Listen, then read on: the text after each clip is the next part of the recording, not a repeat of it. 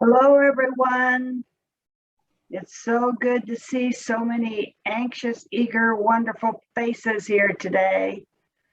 That we're very excited here at NDE and with all of our other people here who are helping. We're excited about this first Nebraska Market Meetup. And what I've done is I have placed in the chat, let me put it in there again, an address that will take you, a link that will take you to a Google Doc. And please put your name and organization and role and email in that Google Doc, if you would please. This is how we're going to keep track of everyone who is here and share out information through this document. So that would be awesome. If you're uncomfortable with that, you can also use the chat, but we really prefer that you use the Google Doc if possible, because that will be easier for us to compile all of your info. This is going to be fun. We're going to have a fun afternoon, right, Sarah? Yeah, it's busy over on this document. We've got a lot of different names going in, some in the same spot. So bear with the process. Thank you, everyone, for participating. And I know some of you, like Dan, I heard you're calling in from Grand Island. If you don't have access to that Google Doc, we can collect your information after this meeting as well and add you in there. So no stress involved here. But isn't it something when you start typing in a box and someone else comes in and types at the same box and you think, get out of there?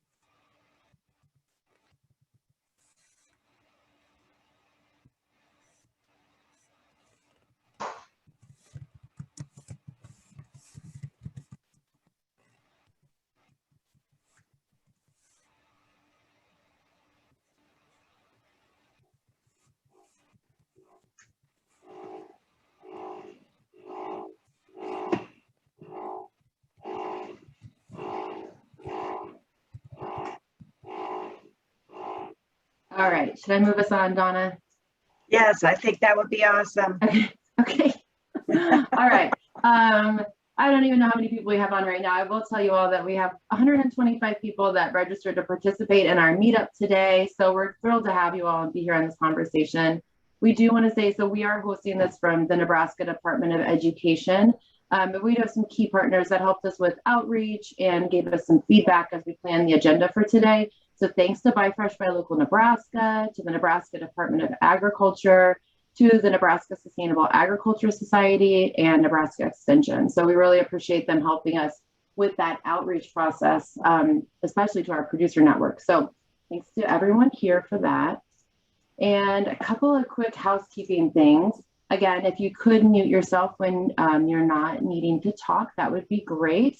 And we'd also like to see, in a clear and easy way, the stakeholder groups that are here and where you identify. So if you would please follow these concise directions on our housekeeping slide. And what you'll want to do is you'll want to go to your Zoom toolbar. When you hover your mouse over that toolbar at the bottom of the screen, you'll see a tab for participants and a little arrow. So what you would do is you would click on that, and you'll have an opportunity to rename yourself then, and go ahead and put your first name and then what you identify with after your first name.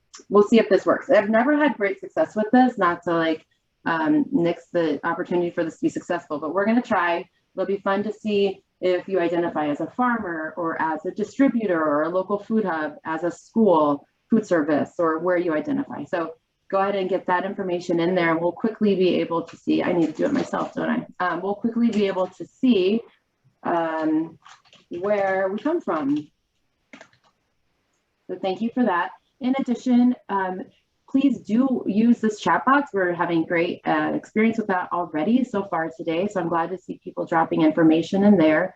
That chat box is for us to share resources, ask questions if you'd like, provide your input as you need there. And additionally, if you would like to share out, especially later on, we'll have an opportunity to have some conversation and then share out after. There's a raise hand feature that you can access on the toolbar as well. And that is housed under the reactions button. So you should see reactions. And I see that Andrea is being helpful here and saying that in order to rename, there's 3 dots that are in the upper right-hand corner of the picture. And that's where you'll find that rename option. All right, so moving through this here, thank you all for doing that. And let me just give you a quick overview of what our plan is for today. So we're just going to talk about why we're here and what brought us to the Market Meetup. We're going to give you a few updates on opportunities happening in our state and nationally for farm to school. Katie Parch, our director of the Child Nutrition Program at NDE, is going to give us some information about what we're seeing with our current school meal situation during the pandemic and how the USDA and NDE is responding. And then we'll have a chance to meet each other personally in these breakout rooms. We'll break out by region, and also we'll do a mixed breakout session. We'll share back and we'll do a closing. Let me also mention that we are recording this session. So we will be able to upload this on our website, at least the presentation portion of this Market Meetup, so that it can be referenced in the future. So it is being recorded, please be aware. So why are we here? We're here because one of the big reasons is we really do want to gain an understanding of what are the current limitations that are affecting our food supply in our Nebraska schools right now due to the pandemic and the challenges and limitations that we also see during normal school years.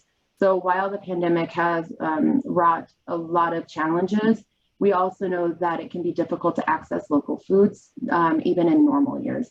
So we want to just continue to gain understanding and create a space to talk about that with the Market Meetup. We also want to make sure that connection and engagement is happening. So we want to provide a space for that to happen for those that are selling food and those that are buying food in the school market. We want to see these relationships develop and really explore avenues to expand access to local foods and grow the distribution channels for all of us. We also, as an agency, want to really strategically be engaging with our partners so that we're diversifying the technical assistance we can give to schools and producers, but make sure that we're strategically planning for the programs or the policies that would strengthen the local food systems that are feeding our schools and making the market channel for producers. So we need to be systematic about how we're supporting local food supply and access. So that's why we are here. So a couple of quick updates. We're really going to speed through these, but we want to make sure these things are on your radar because they are opportunities for farm to school right now. So we do have the USDA Farm to School grant is currently open and due in early January. And I will mention that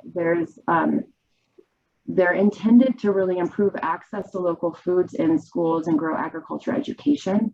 And some activities that do that could include training, supporting operations, planning, purchasing of some equipment, developing school gardens, developing partnerships, and implementing farm to school programs. Eligible applicants do include our schools that participate in child nutrition programs and local agencies, state agencies, ITOs. Agricultural producers are also eligible and nonprofit entities. So we are dropping links in the chat box to guide you to those pages so you can explore more information about this opportunity. And don't hesitate to reach out if you have questions. USDA has webinars available about applying for the grant, and we also hosted one in Nebraska that's available as well. So there's some links again that can guide you to more information. Next, I want to make sure you have on your radar that we are partnering the Nebraska Department of Education with other partners like No More Empty Pots, Nebraska Extension, Buy Fresh by Local Nebraska, and the Center for Rural Affairs in offering a training called Bringing the Farm to School. So we don't have a landing page for this yet, but it will be coming shortly. And that landing page will give you more information about the training, but it'll also explain exactly, identify where the trainings will be happening. It'll be happening statewide in the next 18 months for us, we know that.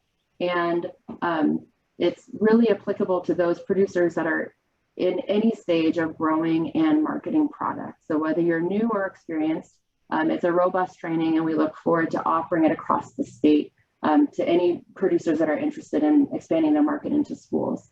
So again, we'll be sending more information about this out through our channels, including our website, but I do encourage you to stay connected to listservs. If you're a producer like the Nebraska Sustainable Ag Society listserv or the Nebraska Extension Regional Food Systems Initiative listserv, and we're dropping those links in the chat box as well. And next, I'm going to let Ben Jewell from Extension unmute and share with us a little bit about some upcoming conferences coming in February. All right, thanks, Sarah. So coming up in February is the annual Nebraska Extension Regional Food Systems Summit. And this year we are really excited to partner with Nebraska Sustainable Ag Society, Healthy Farms Conference, as well as the Nebraska Specialty Crop Growers Conference. So this will be the first time that the three organizations have really come together to provide a conference in a shared time and space. A lot of details still to come. We're very much in the midst of planning, but you can kind of plan for February 4th and 5th. So there will be a virtual and an in-person component. More information on any of the websites for those three organizations, and we will get those into the chat here in just a second. But great opportunity to network and connect and learn from organizations across the state. Next slide. And then lastly, I just wanted to mention quickly, Nebraska Market Maker is an online platform that really connects buyers and producers across the state of Nebraska. It's a great opportunity if you're a producer to get your profile out there, get some free and easy online promotion for your business. And then you can also connect with buyers from across the state, whether they be at schools or restaurants, grocery stores, or individual consumers. Perfect, thank you. I know we're throwing a lot of links out there. I can really feel that as we're moving forward, but we will make sure all of these links are on our website to connect to after this and send an email follow up with the links. So don't panic. Next, we're going to do a quick little survey using a platform called Mentimeter. So I'm going to have Marna jump in here. Marna's working with us on some farm to school projects at the Department of Education, and she's going to walk us through utilizing menti.com.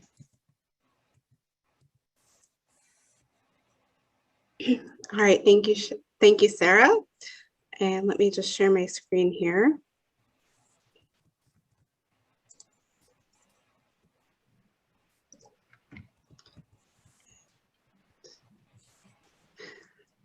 All right, so as Sarah kind of alluded to, we know there are kind of unprecedented food supply chain challenges going on right now. And before we dig pretty deep into the conversation, we wanted to just sort of get everyone's brain juices flowing, warmed up a bit with a quick poll. And so Donna, if you could, I could add the link to the Mentimeter polling site to our chat. And producers and school reps, if you could please pull up the website www.menti.com and enter the code that is specific to your role from the chat that Donna pastes. And then once you get that link, you should see something that looks like the screen that I'm sharing here. And it provides different options of different key challenges, which we are aware of that schools and producers are facing in regard to supply chain. And what you'll do here is select the number or move the dot. You can also pull this up on your phone and move the dot to indicate which number that you feel is associated with how challenging that given aspect is, with 1 being no challenge and 5 being major challenge. And then once you're done with each area, you can click submit and then return back to the screen, the Zoom screen, and I'll switch over here to a results page, which will do a live tally of the results that everybody is submitting. So we'll give everyone just a minute or two to submit those, submit their responses. And if you can't get to it immediately within that minute or two, I do encourage you to submit that and submit that anyway after the fact, and we'll, within our follow-up, send the tally of results out to everybody within our follow-up email. So, and as you're voting and waiting, I would also encourage you to kind of think about what is missing, what options aren't, or aspects aren't indicated here, and save those or store those in the back of your mind for our breakout discussions later. So during that time, we'll have you'll have more time to really talk through those aspects and potential solutions to those aspects. All right, so just another minute or so here for everybody.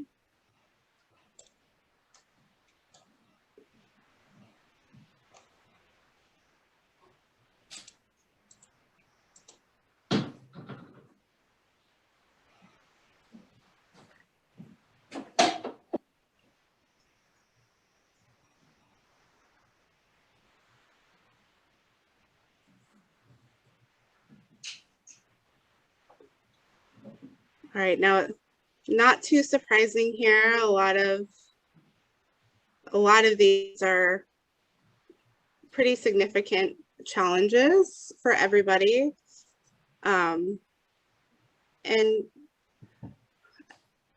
again, just keeping or thinking of different solutions to some of these challenges, some maybe actionable next steps that you or maybe somebody else in this conversation, you have a suggestion to take, and saving those and for our breakout sessions. So now I'm going to pass it off to Katie Parch, who's the Nebraska Department of Education Director of Child Nutrition Programming. And she will give a little bit more context around some of these challenges and some of the different supports and allowances that both the Department of Ed and USDA are providing as a result of the challenges. Yeah, thank you, Marna. I'm going to share my screen. I'll get going. Everybody can see the slides, I hope or think. Let me know if you can't.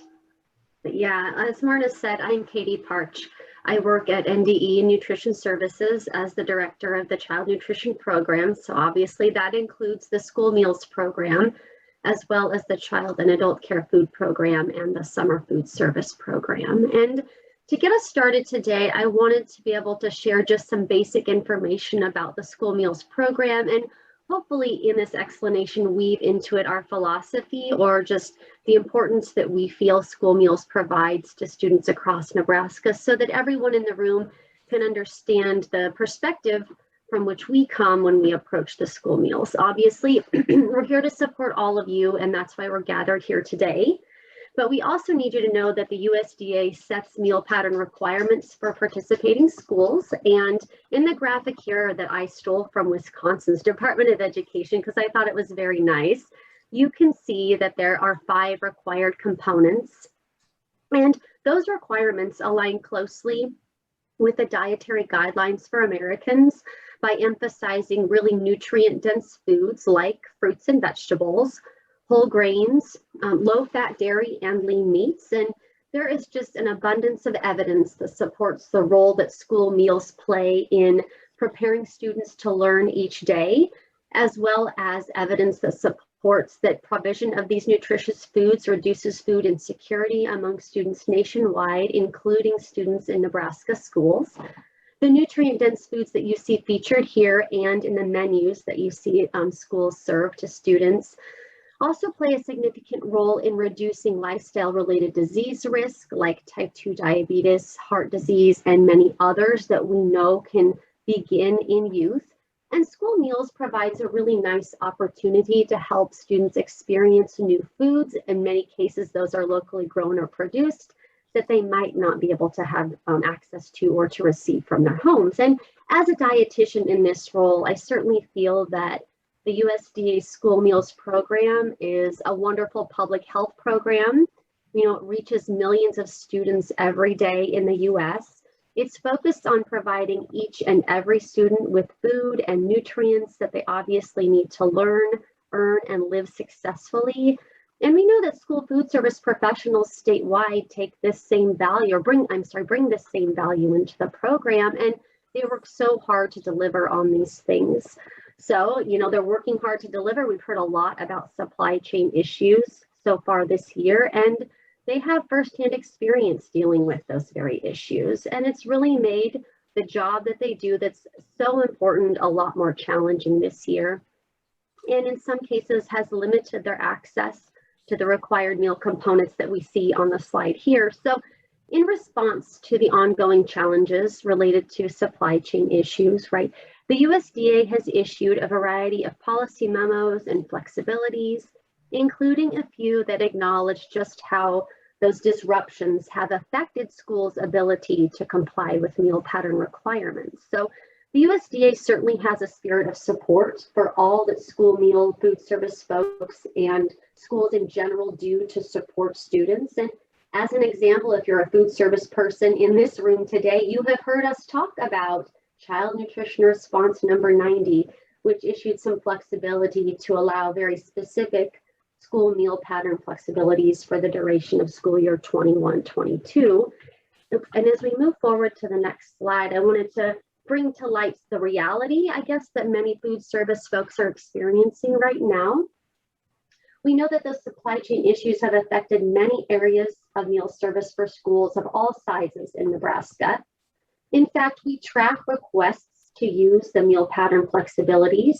And as of today, we have over 100 schools that have documented or submitted requests to use flexibilities because they've been unable to meet the very specific high quality, nutrient dense meal pattern requirements that exist. Now they're doing the very best they can with what they've got available to them, right? They're still trying to comply with the meal pattern requirements and provide meals that are not only nutritious to students, but ones that the students also want to eat. And I know that's a difficult balance to strike sometimes. And the most common procurement or supply chain challenges that have occurred so far have been with obtaining whole grain rich items, as well as their ability to provide the required weekly variety of vegetables. So the USDA provides a variety of supports, including the option to utilize emergency procurement, which allows schools to complete a sort of like short notice type of purchase for situations where inadequate advance notice wouldn't allow a school to solicit bids or do some price comparisons to get an equitable alternative to what they would have intended to receive or would have received had supply chain issues not been a problem. In addition, the supply chain issues might also make purchasing from a single supplier really the only option available to a school. Therefore, an emergency procurement guideline could apply in some situations like that. So again, the USDA is emphasizing its support for school meals by sharing information like this and resources for alternative purchasing methods that support the current circumstances. And as we move forward here, in addition to the policy memos and flexibilities that I've mentioned, the option to use emergency procurement when needed, the USDA has assembled a resource page planning for a dynamic school environment. We're going to visit that here because I wanted to highlight some of the resources you'll find on the page. So it provides the kind of like where the rubber meets the road type of information about the available flexibilities, as well as procurement options and strategies that the USDA thinks might be the most useful and valuable to schools right now. The development of these resources was certainly informed by USDA-led calls with school district leaders, food service directors, and state agencies, including members of the NDE team. And we continue to provide the technical assistance and support for schools, including an opportunity like this one today, where it really gives us a chance to listen and learn from you in terms of all the challenges that you've experienced as food service professionals. We also get to be in the room, so to speak, when with producers we have with us today, because maybe they can help alleviate some of the strain and stress you've experienced. And we're excited to be able to do that with you. And opportunities like today provide us with the information that we need to be able to pivot to meet your needs more readily and more proactively. And with that in mind, let's utilize the next several minutes to hear from each other. So I'm going to pass the microphone back to Sarah Smith, and she'll provide more information about our next activity. Yay, thanks, Katie. Let me pull the slides back up here. So what we would like to do, you all, is look at going into a breakout room here. And ideally, we'll see just 5 or 8 people total in those breakout rooms. So there's some time and space to have conversation. So I do encourage you to turn your video on and meet some new people. Let me go here real quick.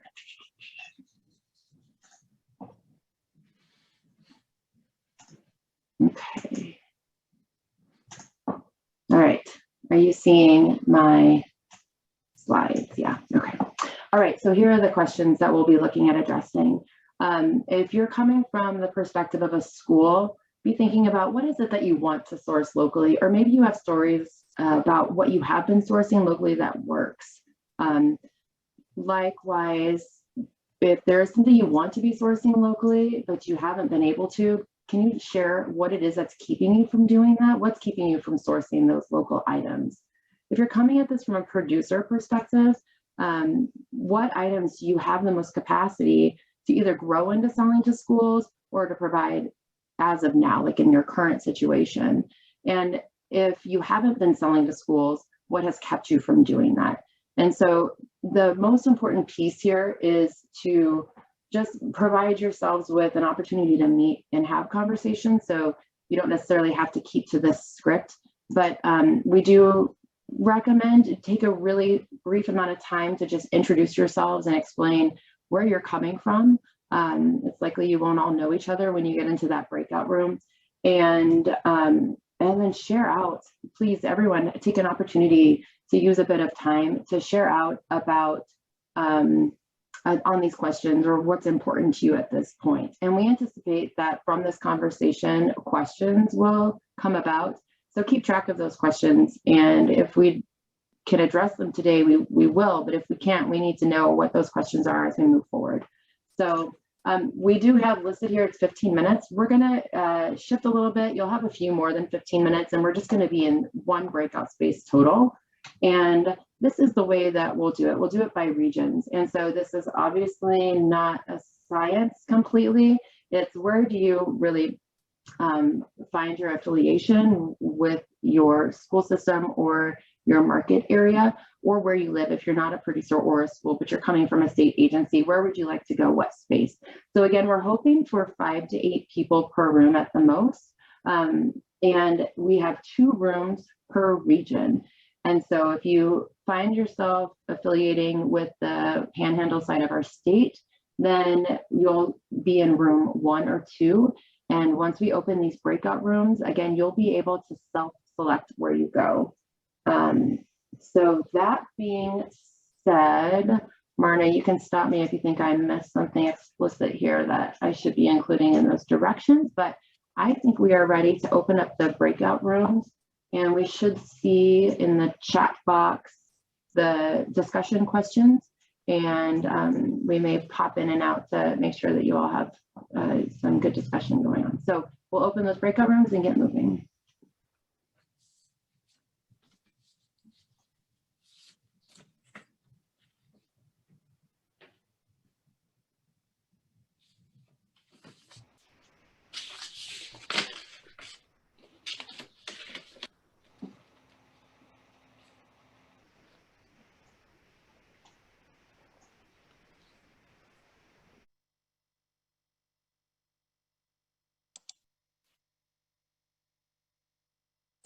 All right, hopefully everybody will get bumped back in 40 seconds here.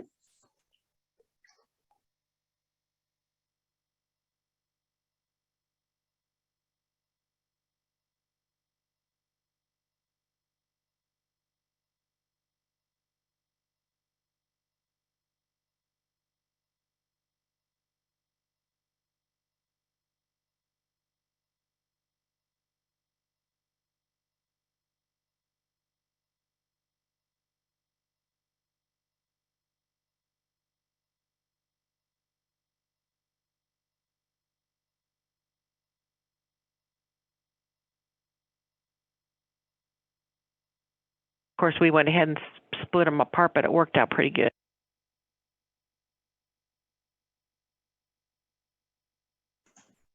All right, welcome back, everyone. Oh, good, we've got quite a few people coming back in, but we're pretty close. Okay. I don't know how that worked time-wise for everyone. We'll be looking forward to getting your feedback on that moving forward. What we're going to do to try to capture information from such a large group of people is use something called Jamboard. For those of you familiar with lots of Zoom, you've probably done this before. So let me go ahead and share my screen and introduce this concept of Jamboard. I want to see you all. Let me get you back here. Okay.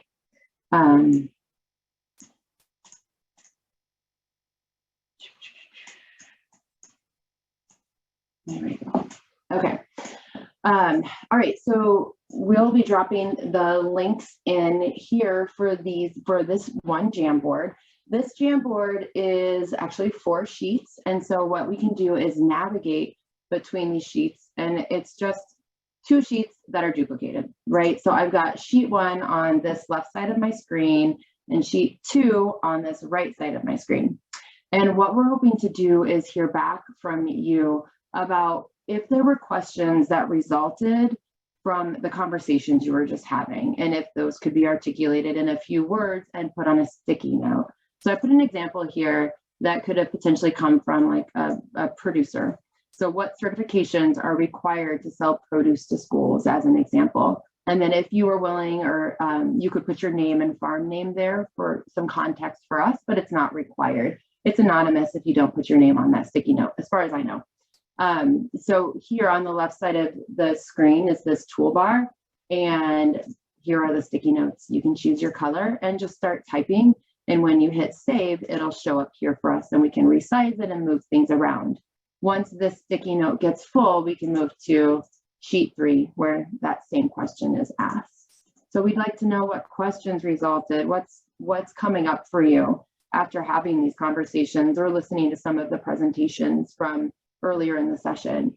And then also, what are you prompted to do after this to follow up, to either learn more or make a connection? Who do you need to connect with further? Or what site would you visit to continue learning and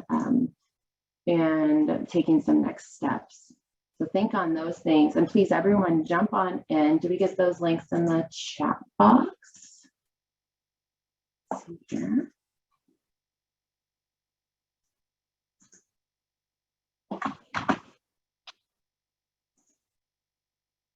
It's going to be quiet as y'all work on that a little bit until we start to see some things popping up.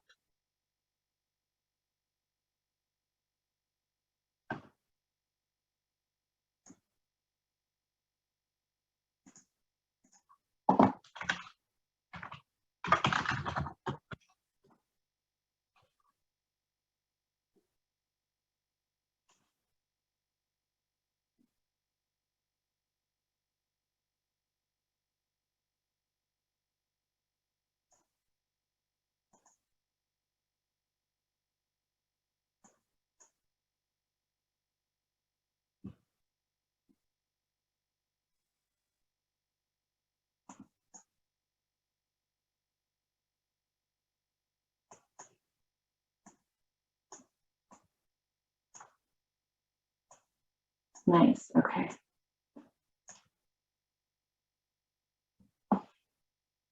So how do we find out where the producers are in any given region? We have a supplier, a producer, a farmer, somebody asking, is my product going to be a fit for the budgets of a school? What is the price range for purchasing different types of products for school meals or different school programs? Producers need to know what schools are interested in. So what are schools going to buy?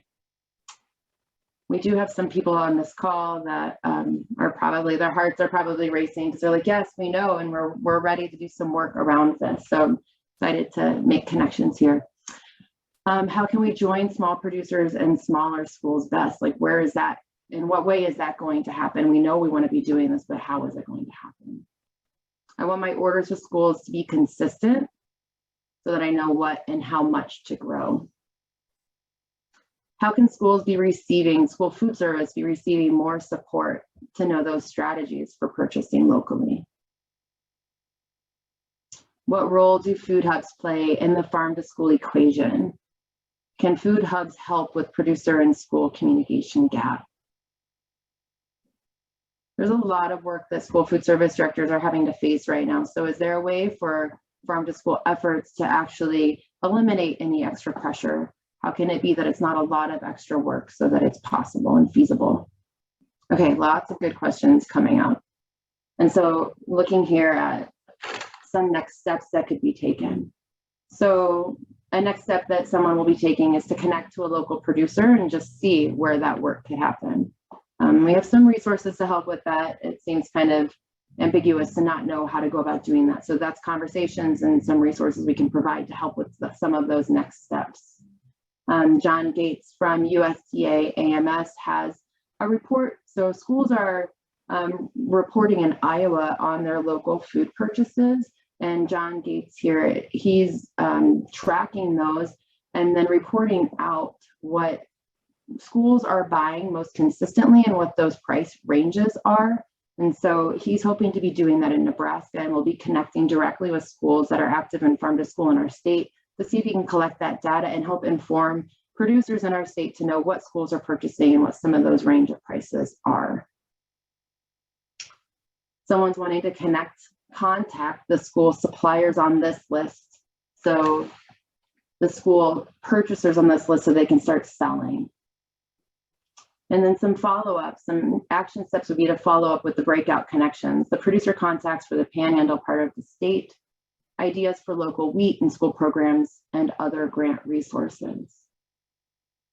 Gary's put a sticky note on here to mention that he has been actively working in farm to school for a few years as a producer and would be happy to have offline conversations with schools about how to make this connection and get started.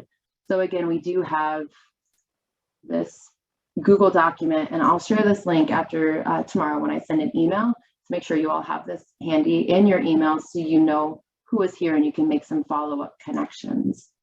So before we wrap up, is there any, are there any school representatives that would be willing to share out about something that you learned on this call? Maybe you've done local purchasing and something that you learned on this call and an action that you would take. So I know there's a lot of people here.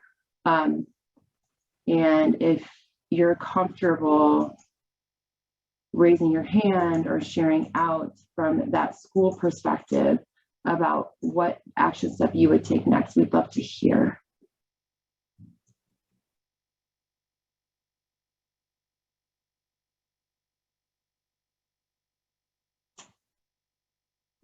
I know it's a big group. I'm tempted to call out on someone from that school side of things. And I'm going to do it on this first screen that I see. Christy Spellman, you are on my screen. Would you mind unmuting and just sharing about something maybe you learned or something that you might do to follow up based off of this conversation?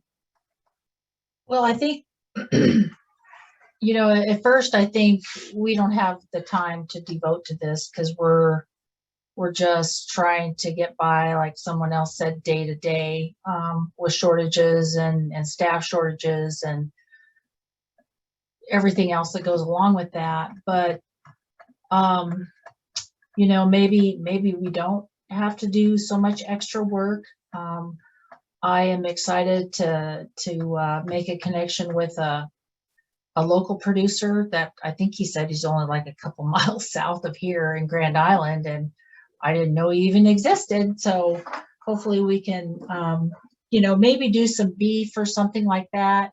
We can't do ground beef because just of our setup. We do crumbles because we don't have any way to deal with the fat from the beef. But, you know, maybe think outside the box a little bit. Maybe we do beef roast. you know, that's kind of scary because a lot of kids probably haven't seen that. But anyway, just ideas are starting to kind of flow.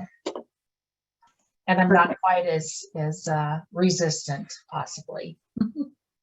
Thanks for sharing that, Christy. Christy is coming from Grand Island Public Schools, and it's nice to hear your voice, Christy. And we'll talk about next steps here in a minute. How about we hear from one other stakeholder group from our producer side of things?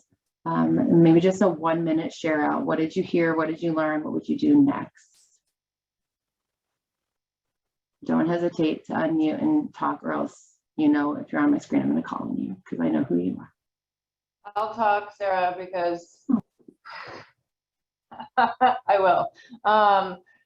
We had, I was in a group with Gary, and I think kind of the big takeaway from our group was that there was a challenge, and, you know, people, obviously the production time of year doesn't want to line up with the school time of year, and that's always a challenging thing, that, you know, schools can get stuff in the fall and maybe sometimes in the spring, but not in the winter.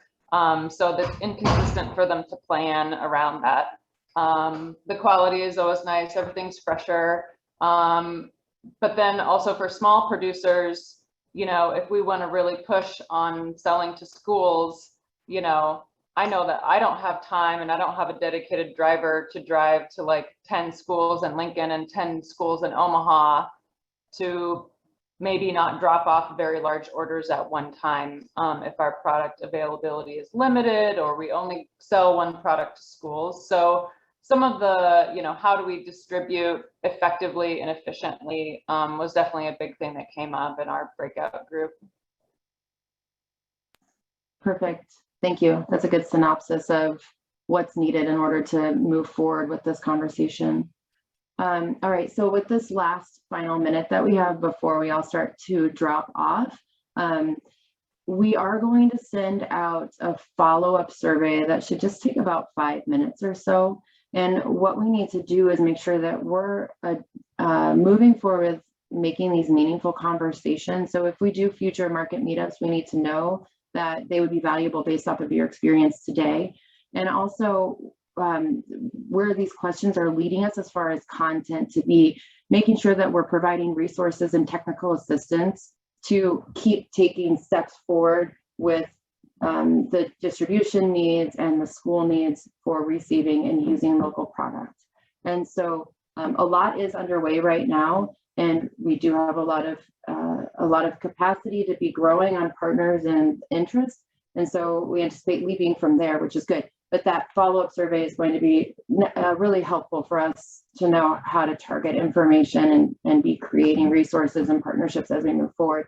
So please do take time to complete that and respond to it. Also, like I mentioned, I'll send a follow-up email so you have this Google link for the folks that attended today, the slides from the presentation, the Market Meetup webpage link, and any of all of these chats that the links that were dropped in the chat box will also include there, so you have easy access to those at your disposal. And so we'll also be summarizing this meeting based on off of some notes that we took and these great responses we heard from Christy and Chloe, for instance. And we'll try and capture a summary of this meeting that can be on the website. And then we'll move forward. Hopefully we'll be able to plan more of these. I know there's need and there's interest. And so much appreciation to all of you for your time in making this conversation happen today, November 30th, and a lot of gratitude. So don't hesitate to reach out. I'll drop my email in the chat box and be in touch, and we will also do the same. So thank you to everyone for being here. Really appreciate it.